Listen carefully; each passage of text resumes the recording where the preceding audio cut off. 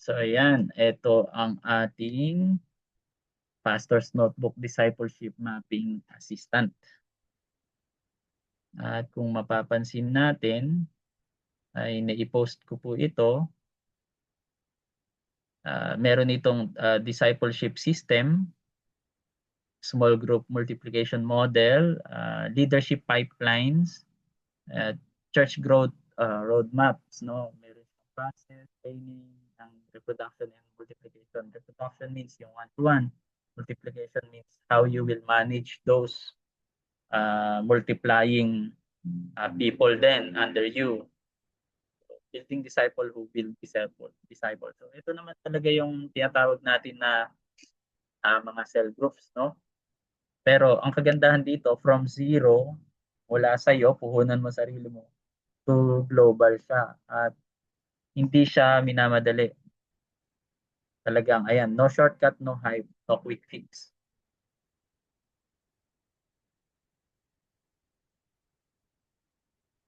And this is how it works. Kita ko sa inyo. Depende kasi ito sa situation ng ating church. Kaya kailangan ko kayo na makipag-participate to open up yung inyong situation about sa discipleship sa inyong church, no? Kung maintenance pa rin ba ang ginagawa natin? Maintenance meaning yun, kung ano yung program, mini-maintain lang. Hindi na siya multiplication. So, magkaiba kasi yung maintenance sa multiplication. At dito, matutulungan tayo nitong discipleship mapping assistant natin. So, sino ang gustong, sino na po ba ang nakapag-try na muna? Sino ang nakapag-try na? So, pwede na pong mag-open ng ating mic. Kayong mag-alala. Open mic po tayo.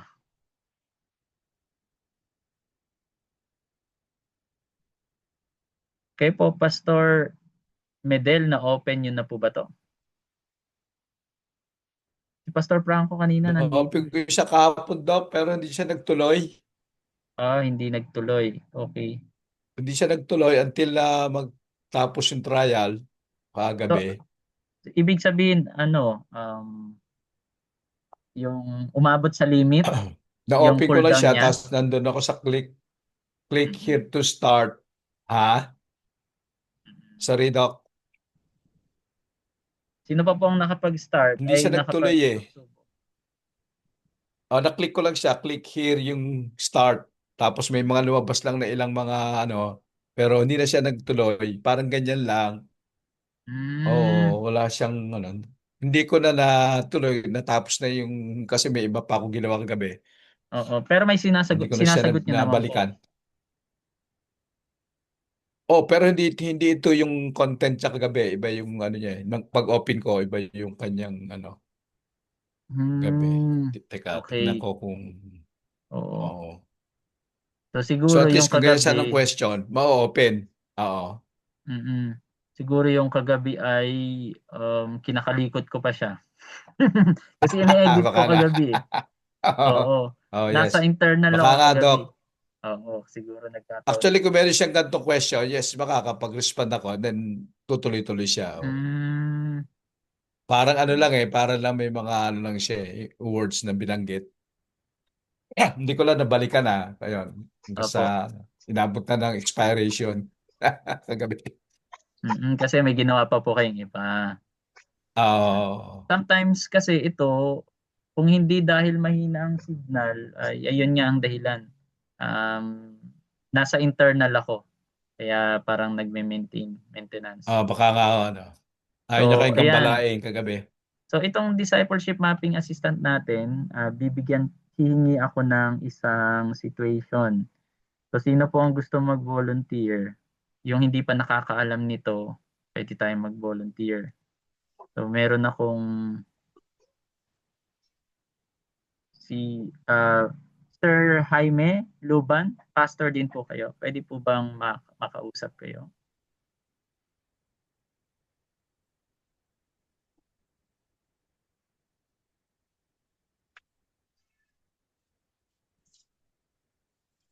baka busy. Si ano na lang, si Pastor Romel, tama po ba? Pwede Yes, po ba Doc. kayo magpakilala sa ating mga kasama? Ayan, ako po si Pastor Romel Manangkil dito po sa Mayhay, Laguna.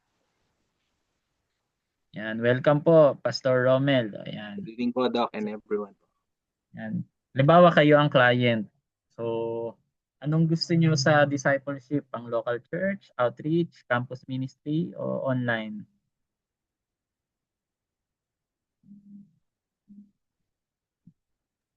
Ngayon po, Doc, na actually na-try ko po yung yung local church. Hmm. So, try natin ulit sa local church. Pero nasubukan niyo na rin po ito sa trial system natin. Yes po, kagabi. Mm-mm. Nagtuloy naman po, tuloy-tuloy. Apo, maganda po hanggang nabigyan niya ako ng talaga ng specific na ituturo po do sa small group ng step by Opo. step. Ano po yung dapat na-accomplish mo within this week, within this month, parang ganun. Mm-mm. Eh, buti nga hindi ko inalis agad. Kasi po mawawala lahat yung pag di nyo na-save. Oras na umabot ang 12 o'clock. So, parang mamaya siguro, mag-end yung unang free link. Kaya i-copy nyo po ulit. So, ngayon, nag-start tayo sa adding members. Yun po ang ginamit nyo, no? Yes po. Ngayon, sa multiplying leaders tayo halimbawa. Okay, Sige. multiplying leaders. So, kung sa adding members yung nauna, ang gagawin natin, itong thread na ito, palitan agad natin yung name. Okay. So, halimbawa, ito ay about multiplying leaders na. Para meron tayong babalik-balikan at hindi maliligaw yung ating ginagawa. Multiplying leaders. Kasi talagang mula sa ang ginawa ko dito, mula sa puno hanggang magbunga. Tapos yung bunga malalaglag, tutubo ulit. Ganun yung ginawa ko dito sa system ng AI assistant. Super complicated. Actually, ito ay uh,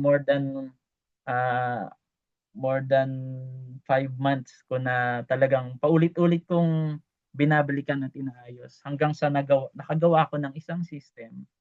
Ang tawag ay C21. Yung system na yon, matagal ko na talagang nasa isip yon, pero hindi ko mailatag specifically. May kulang. So, ginawa ko ito para ma-fulfill ko yon. And then, launching na nung C21 or Congregate 21 na system na ginawa ko sa Lunes. So, ito yung nanay na nag-anak sa C21 or Congregate 21.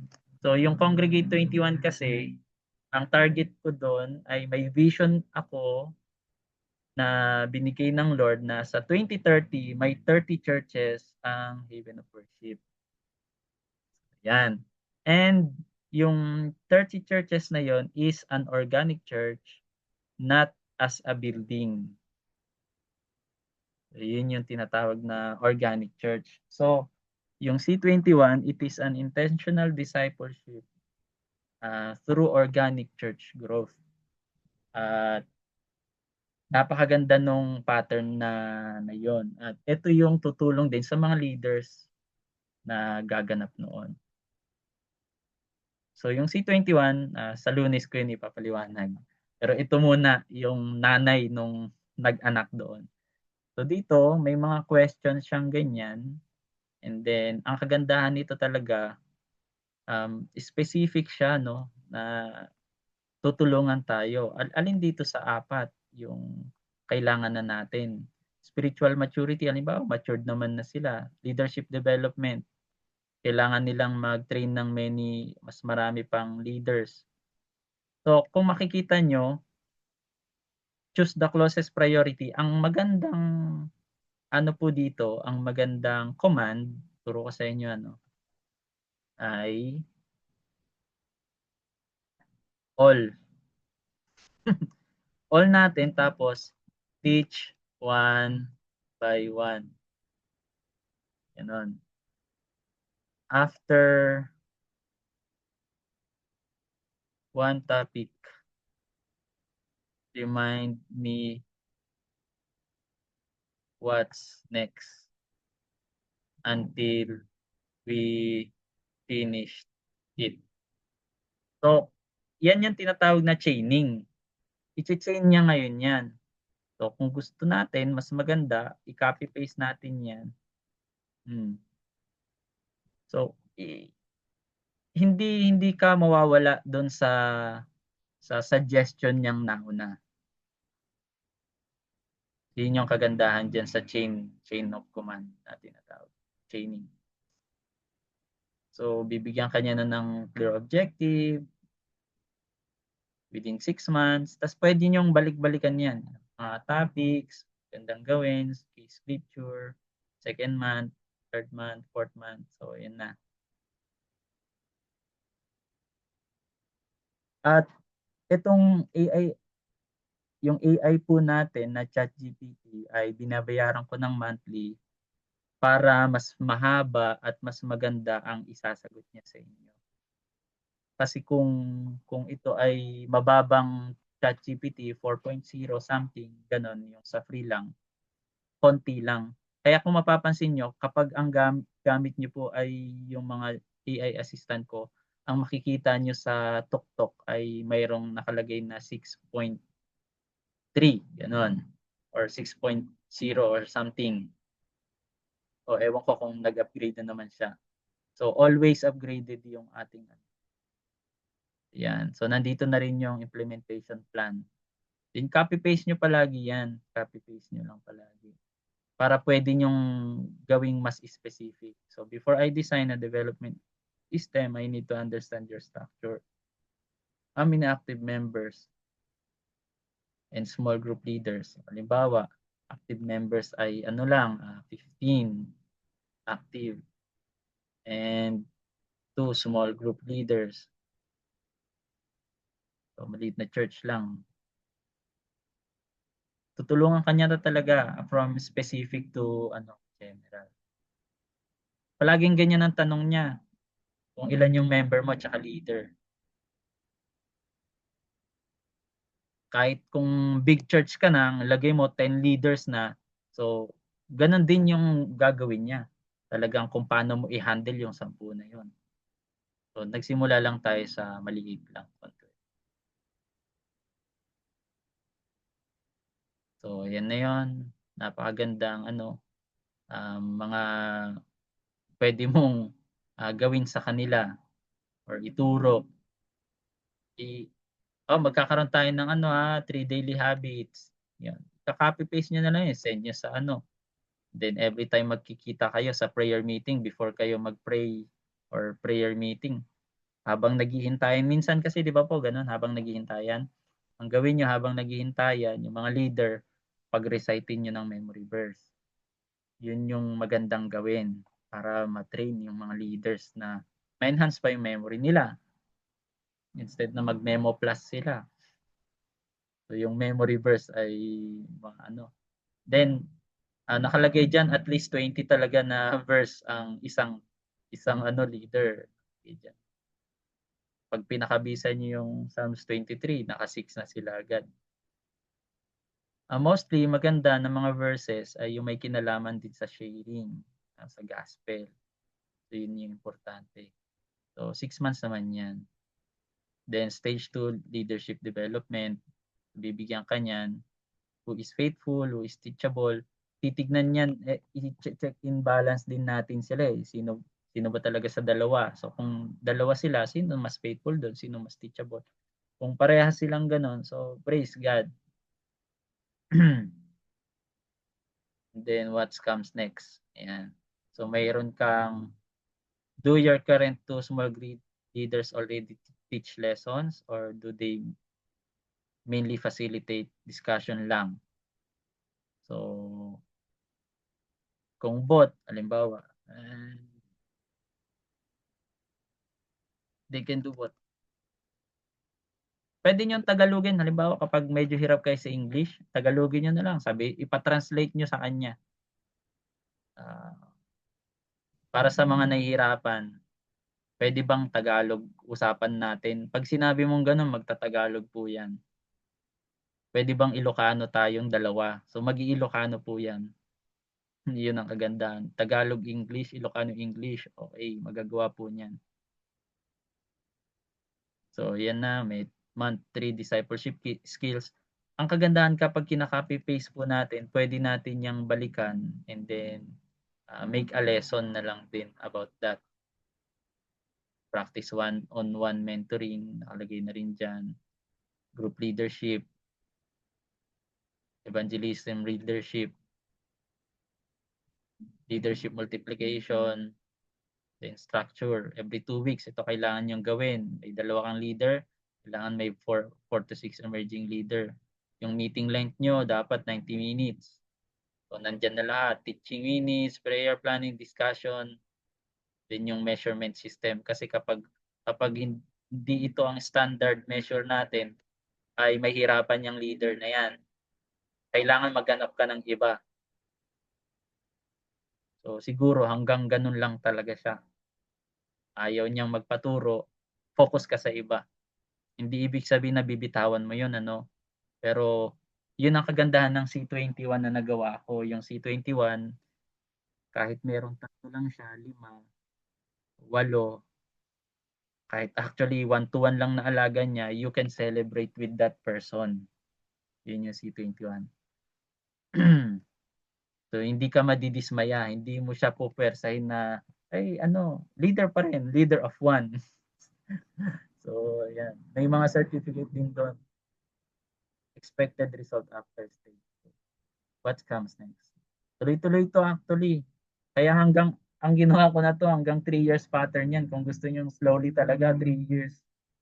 And then kung gusto niyo gumawa ng um, ibang thread, balikan niyo na lang dito. Balik kayo sa simula. Kung halimbawa dito kayo natapos sa um, disciple multiplication system. Yan, multiplying leaders tayo eh, di ba? Disciple multiplication system. Pwede niyong palitan yan, yung pangalan na multiplying leaders. Kung diyan kayo natapos. And then kung ulitin ko, kailangan capital letter lahat yan.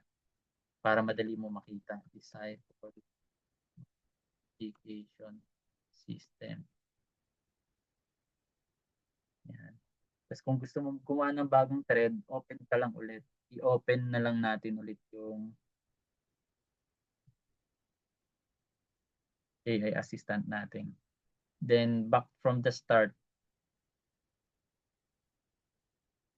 Or mag-copy ka na lang dito. Halimbawa, dito tayo sa may implementation plan. At gusto nating mas specific. Pwede mong i-feed dyan. Pero kung ayaw mong magulo itong thread na to, mas maganda kasi wag mong guguluhin.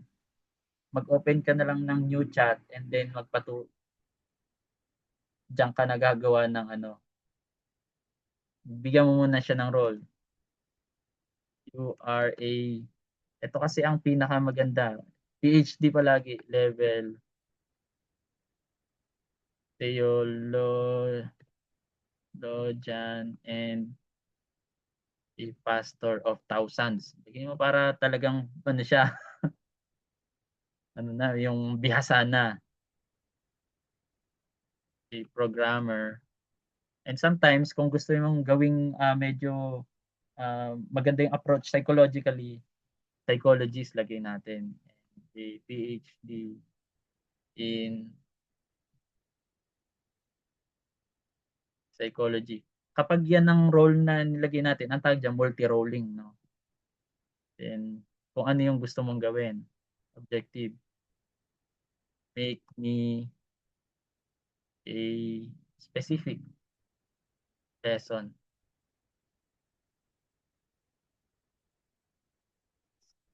Mali. Specific lessons of this implementation plan. Then, palagi nating gagawin na one at a time. One at a time. Kasi kapag hindi one at a time, bibigyan ka lang yan ng tawag doon, outline lang. Kapag one at a time, month 0, and then ang isusunod niyan, month 1, month 2. Ganoon. So, yun yung magandang prompting dito.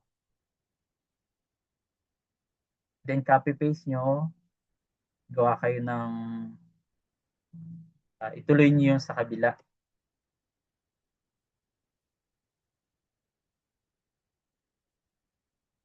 Then, kung gusto nyo ipa-Tagalog, ipa-English, gano'n. Gawing pang young people, basta bigyan nyo lang siya ng role. So, dito, hindi ko siya binigyan ng ng tinatawag na restrictions. So, dapat may restriction yan. For young people only. O, ganun. Ito, pang general. So, pang general to. Kahit young people or matatanda. Pwede siya. So, yan na. Kompleto na yan. Meron na ring success indicator. Ang susunod dyan, pang month 1 na. Launching na ng first disciple group. 4-week plan. So, lesson 2, di ba? Nakikita nyo. Yun ang kagandahan ng one at a time. Huwag nyo agad lululain na gumawa ng lesson. So, yun ang importante na kailangan nating matutunan. So, sa disciple, balik tayo dun sa pinanggalingan natin kanina. So, yan. Intentional evangelism outside the church. Subukan nating sabihin na hindi. Does your church currently practice? Or do most new people come through inviting friends or family? None. Sabihin na lang natin. Wala talaga. Tapos bibigyan kanya ng instruction kung paano. So, troubleshooting talaga to, mapping assistant. Kaya napakaganda. Lahat ng church kayang matulungan according sa demand at saka circumstance nila. Kaya maganda i-share nyo itong ating AI assistant.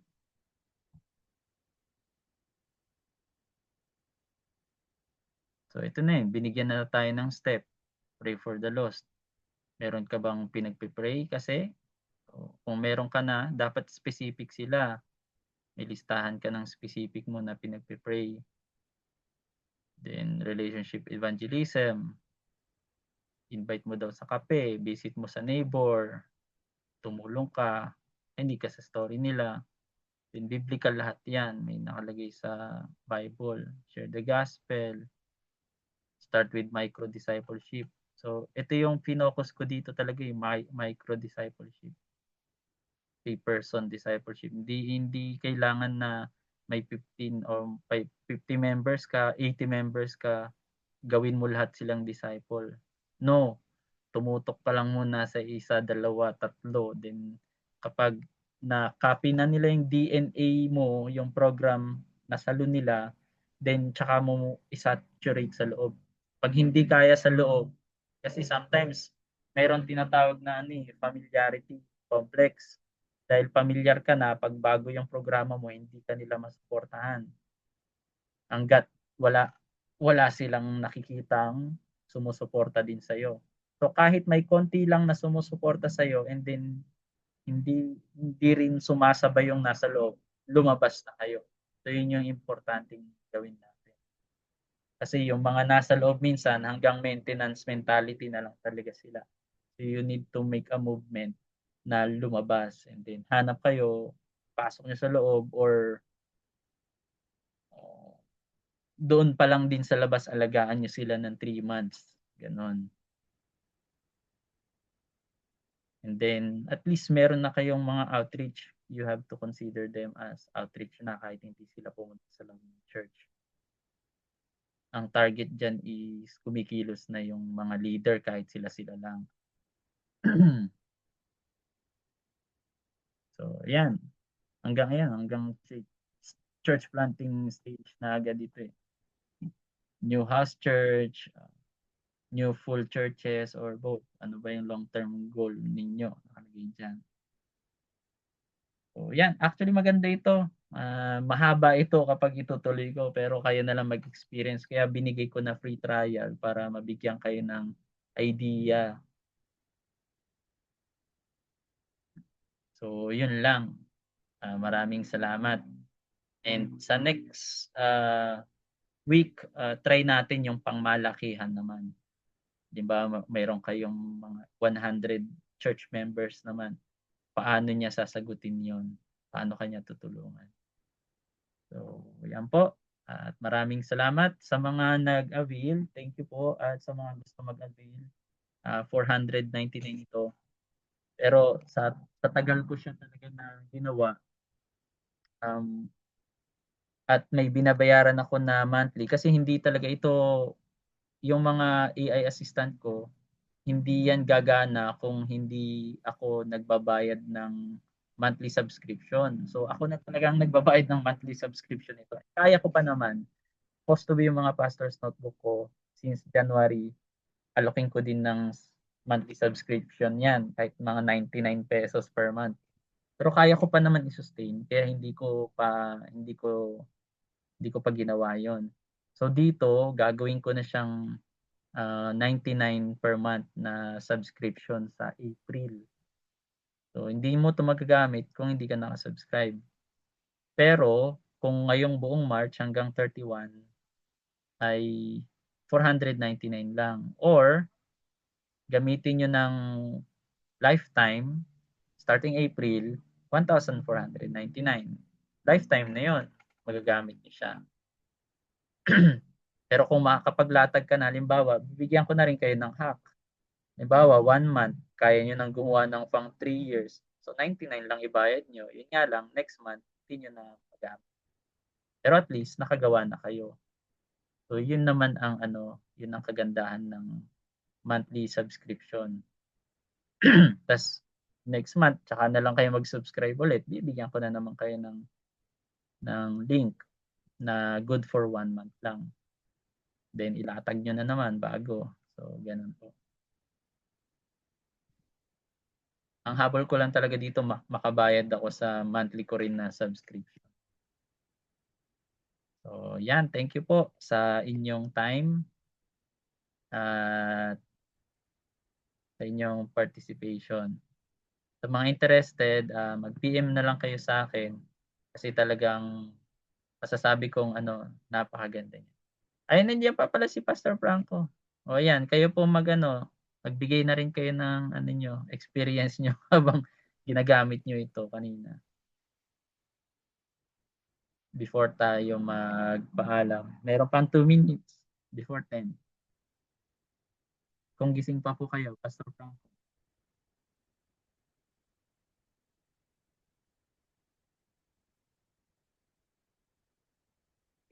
O nakahiga na nakikinig.